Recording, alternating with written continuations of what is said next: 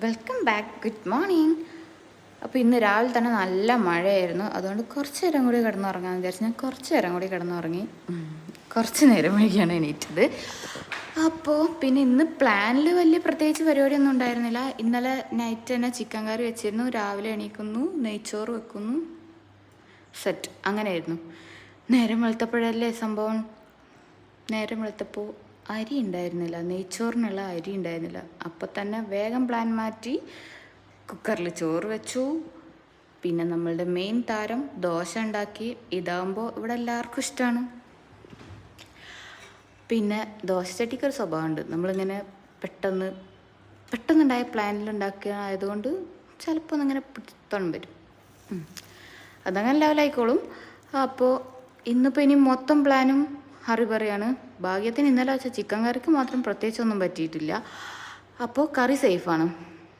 പിന്നെ സ്കൂൾക്ക് ചോറ് കൊണ്ടുപോകണമല്ലോ, അതുകൊണ്ട് ചോറ് മാത്രം കൊടുത്തയക്കാൻ പറ്റില്ല. അപ്പോൾ കുറച്ച് വെണ്ടക്കുപ്പേരിയും കൂടെ വെക്കാമെന്ന് വിചാരിച്ചു.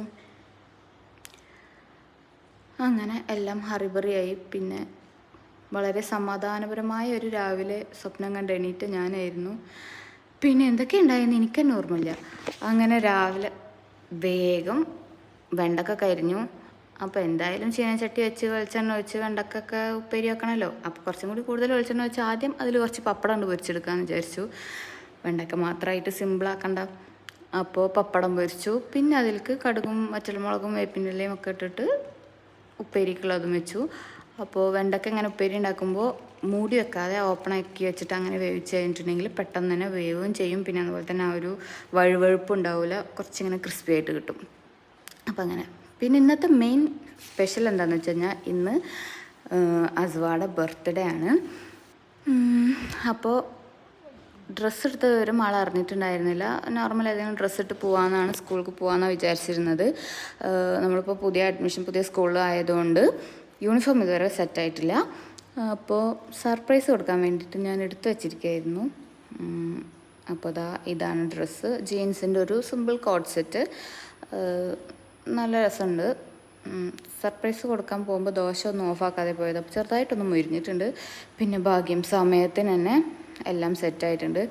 പിന്നെ പൊതുവേ ഇവളുടെ ബർത്ത്ഡേ ഒക്കെ ഇതുപോലെ ഒരു സർപ്രൈസസും പെട്ടെന്നുണ്ടാകുന്ന സംഭവങ്ങളും ഒക്കെ തന്നെയാണ്. പിന്നെ ജനിച്ചത് മുതലേ ലൈഫിൽ ഭയങ്കര ട്വിസ്റ്റും ഒക്കെ തന്നെയാണ്. അതുകൊണ്ട് ഈ ട്വിസ്റ്റൊക്കെ വളരെ simple light. Anyway happy birthday to my lucky charm.